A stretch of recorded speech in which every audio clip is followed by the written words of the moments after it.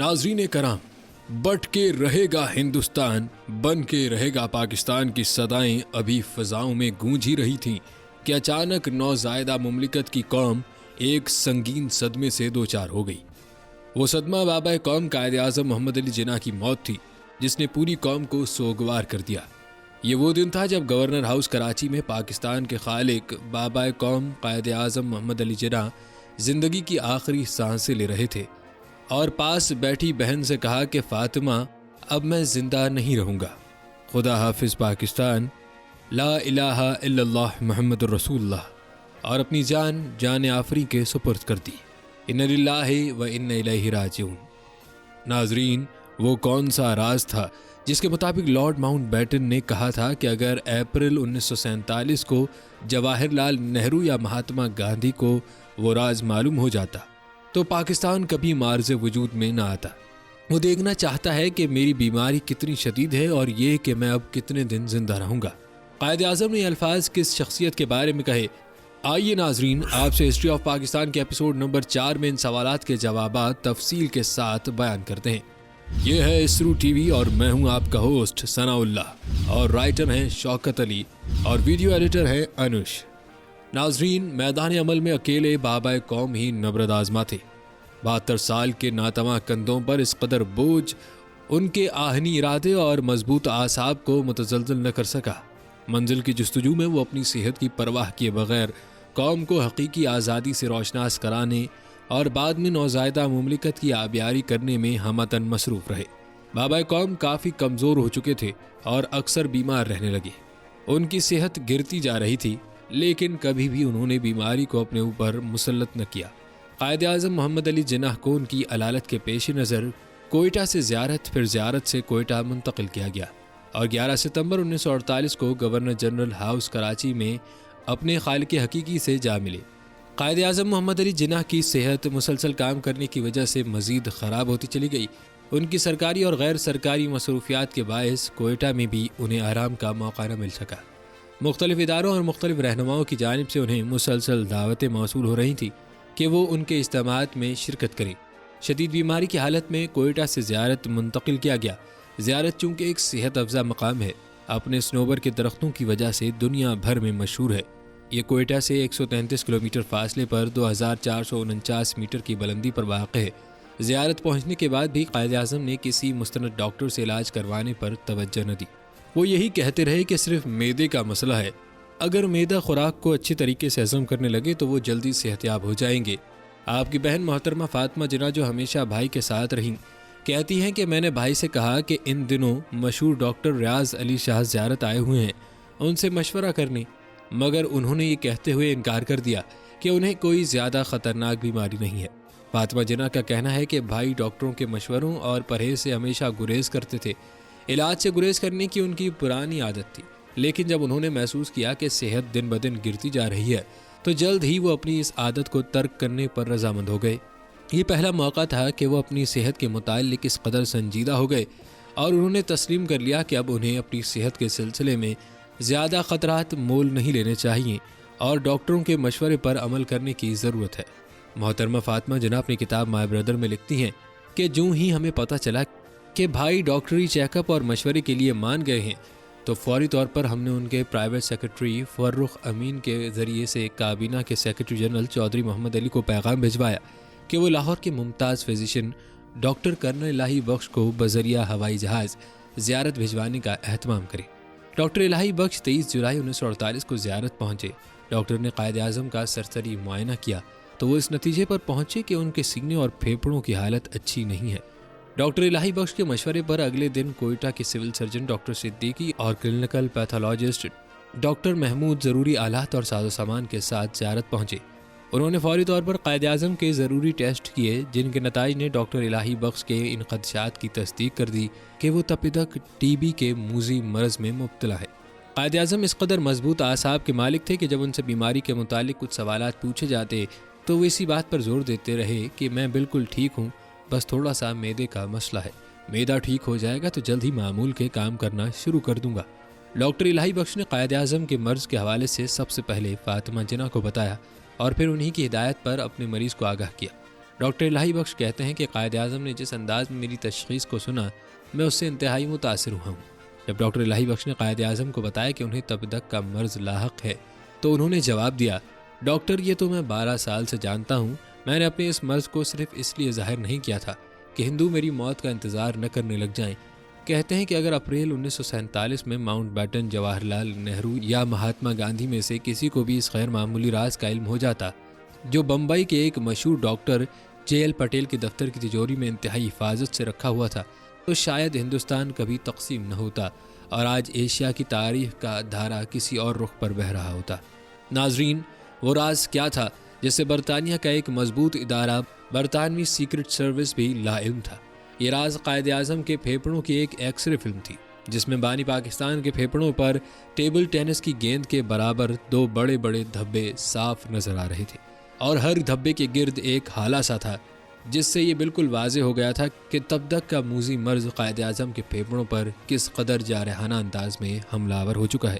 Doctor Patel نے قائد اعظم کی درخواست پر ان ایکس ریز کے بارے میں کبھی کسی کو کچھ نہ بتایا، تاہم انہوں نے قائد اعظم کو علاج اور صحت یابی کے لیے مشورہ ضرور دیا کہ ان کا علاج صرف اور صرف آرام میں ہی ممکن ہے۔ مگر بانی پاکستان کے پاس آرام کا وقت کہاں تھا؟ ان کے پاس وقت کم تھا اور کام زیادہ تھا، اسی لیے وہ باقاعدگی سے علاج نہ کروا سکے۔ انہوں نے ڈاکٹر الہی بخش کو بھی اپنے راز سے اس وقت ہی آگاہ کیا جب وہ خود یہی تشخیص کر چکے تھے۔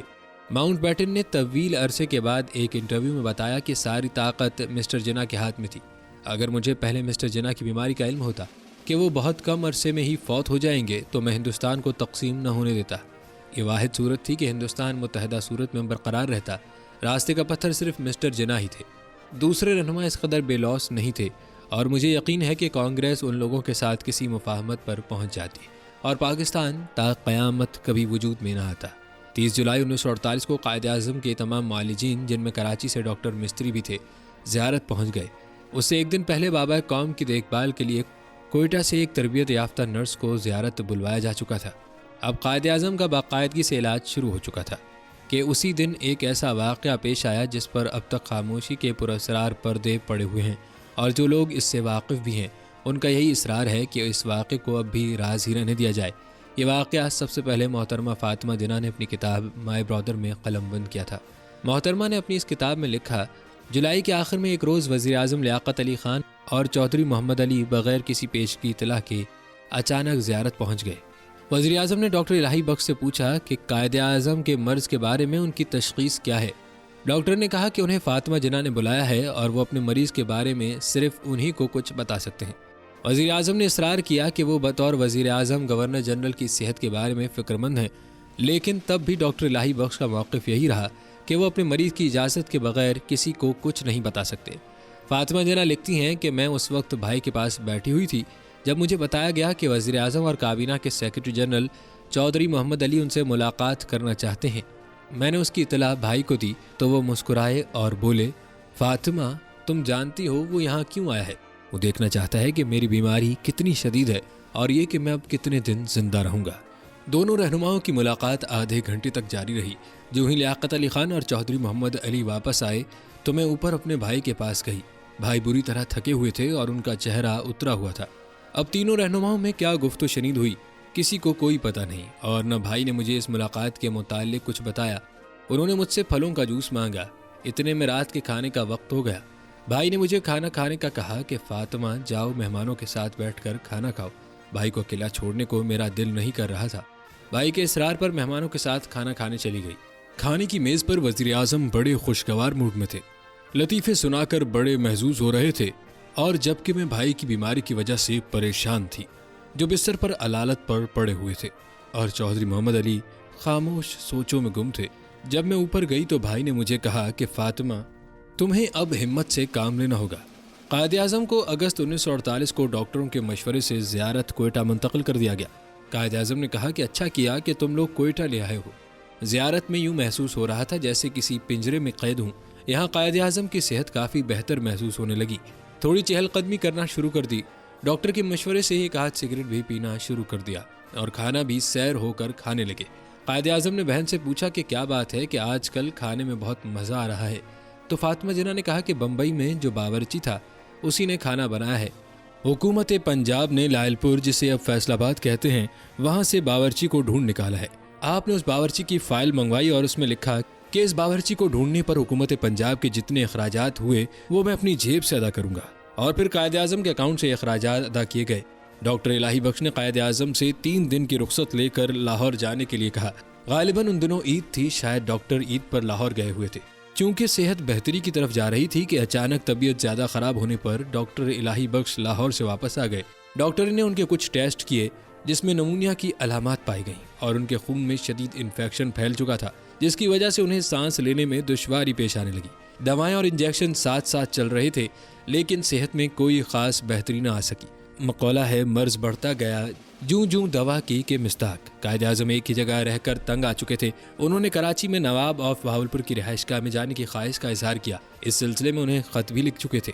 बाद में मालूम नहीं कैसे प्रोग्राम तब्दील हुआ, किसने तब्दील किया। उन्हें नवाब ऑफ बहावलपुर की रिहाइशगाह के बजाय गवर्नर जनरल हाउस ले जाया गया। डॉक्टरों ने मशवरा किया अब कायद-ए-आज़म को कराची ले जाना चाहिए, शायद वहाँ कुछ तबीयत बहल जाए। लिहाजा कराची मुंतकिल करने के इंतजामात किए गए। 11 सितंबर को बजरिया हवाई जहाज माड़ीपुर एयरबेस कराची ले जाया गया। वहाँ से गवर्नर जनरल हाउस बजरिया एम्बुलेंस ले जा रहे थे कि रास्ते में एम्बुलेंस खराब हो गई। ड्राइवर एम्बुलेंस के इंजन को ठीक करता रहा, लेकिन बेसूद। कहते हैं खराब एम्बुलेंस भेजना भी एक साजिश थी।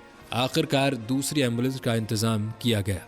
यहाँ एक और बात काबिल जिक्र है, वो ये कि उस वक्त फ्रांस के सफारत खाने में कॉकटेल पार्टी चल रही थी और वज़ीर आज़म लियाकत अली खान भी मदऊ थे। किसी ने उनके कान में कायद-ए-आज़म के मुतालिक बात कही तो वज़ीर आज़म ने कहा कि उनकी तबीयत सादा है, वो ऐसी पार्टियों में जाना पसंद नहीं करते। नाजरीन, यहाँ 2 सवाल पैदा होते हैं जिनका जवाब आज तक खुले लफ्ज़ों में न मिल सका। नंबर 1, मुल्क का सरबराह जो कि उस वक्त जिंदगी और मौत की जंग लड़ रहा था, खराब एम्बुलेंस भिजवा कर क्या पैगाम दिया गया। नंबर 2, जब हवाई जहाज कोयटा से कराची माड़ीपुर उतरा तो मुल्क के गवर्नर जनरल के इस्तकबाल के लिए आला हुकाम और सरकारी एहलकार क्यों मौजूद न थे। ये वो सवालात हैं जिनके जवाबात अभी तक तशना हैं। तो नाजरीन, इसको साजिश न कहें तो और क्या कहें। 1 घंटे के इंतजार के बाद एक और एम्बुलेंस मंगवाई गई। इसी दौरान कायद-ए-आज़म की तबीयत मजीद बिगड़ गई। एम्बुलेंस में फातिमा जिना के अलावा डॉक्टर इलाही बख्श और एक नर्स थी। दूसरे डॉक्टर्स और सरकारी अमला एक कार में सवार एम्बुलेंस के पीछे पीछे जा रहे थे। गवर्नर जनरल हाउस पहुंचकर कायद-ए-आज़म को स्ट्रेचर पर डालकर बेड पर लेटाया गया। उन्हें ताकत का इंजेक्शन लगाया गया। थोड़ी देर अफाका हुआ, बाद में फिर तबीयत बिगड़ गई। तकरीबन 2 घंटे बाद बानी पाकिस्तान इस दारे फानी से कूच कर गए। इन्ना लिल्लाहि व इन्ना इलैहि राजिऊन। मोहतरमा फातिमा जरा कहती हैं कि भाई आखिरी वक्त कलमा शरीफ का विर्द करते रहे और बाद में कहा कि कायद के लबों पर आखिरी अल्फाज ये थे, अल्लाह पाकिस्तान। मौलाना शबीर अहमद उस्मानी ने आपकी नमाज जनाजा पढ़ाई। उस दिन हर आंख अश्कबार थी। कायद-ए-आज़म का आखिरी दीदार करने के लिए लोग जोक दर जोक आ रहे थे। कायद-ए-आज़म को अगले दिन यानी 12 सितंबर 1948 को पूरे सिविल और फौजी एजाज के साथ कराची में दफनाया गया। उनकी कब्र पर एक आलीशान मकबरा भी तामीर किया गया। कायद-ए-आज़म मोहम्मद अली जिन्ना इस कदर मजबूत आसाब के मालिक थे कि जब उनसे बीमारी के मुतालिक कुछ पूछा जाता तो उनका एक ही जवाब होता, मैं बिल्कुल ठीक हूँ। मायूसी का लफ्ज़ उनकी डिक्शनरी में नहीं था। इसमें एक गैर मामूली राज का भी बताया गया है जो बम्बई के एक मशहूर डॉक्टर J.L. पटेल के दफ्तर की तिजोरी में पोशीदा था। ऐसा राज जिससे बरतानवी सीक्रेट सर्विस भी लाइल्म थी। वो राज था बाबा कौम की मूजी और लाइलाज मर्ज तपदक टीबी की बीमारी, जिसके मुतालिक माउंट बैटन ने कहा था कि इस गैर मामूली राज का अगर हमें पहले इल्म हो गया होता तो दुनिया के नक्शे पर पाकिस्तान का वजूद कभी न होता। दूसरी बात, उस वक्त के वज़ीर आज़म लियाकत अली खान और चौधरी मोहम्मद अली बगैर पेश की इतला के कायद-ए-आज़म से मिलने ज़ियारत आए, जिस पर मोहतरमा फातिमा जिना ने हैरत का इजहार किया तो आपने बहन से फरमाया वो देखना चाहते हैं कि अब मैं कितने दिन जिंदा रहूंगा। अरबाब इख्तियार और जिम्मेदार की कलई उस वक्त खुल गई कि जब जिंदगी और मौत की कशमकश में मुब्तला मुल्क के सरबराह के लिए खराब एम्बुलेंस भिजवाई गई। जब हवाई जहाज कोयटा से कराची माड़ीपुर उतरा तो मुल्क के गवर्नर जनरल के इस्तकबाल के लिए कोई काबिल जिक्र सरकारी आला ओहदेदार मौजूद न था, जबकि उस वक्त वज़ीर आज़म लियाकत अली खान फ्रांस के सफारत खाने में ऐशो इशरत की महफिल जमाए बैठा था। तो नाजरीन, इसको साजिश कहें या अरबाब इख्तियार की बेहिसी, नतीजा आप पर छोड़ते हैं।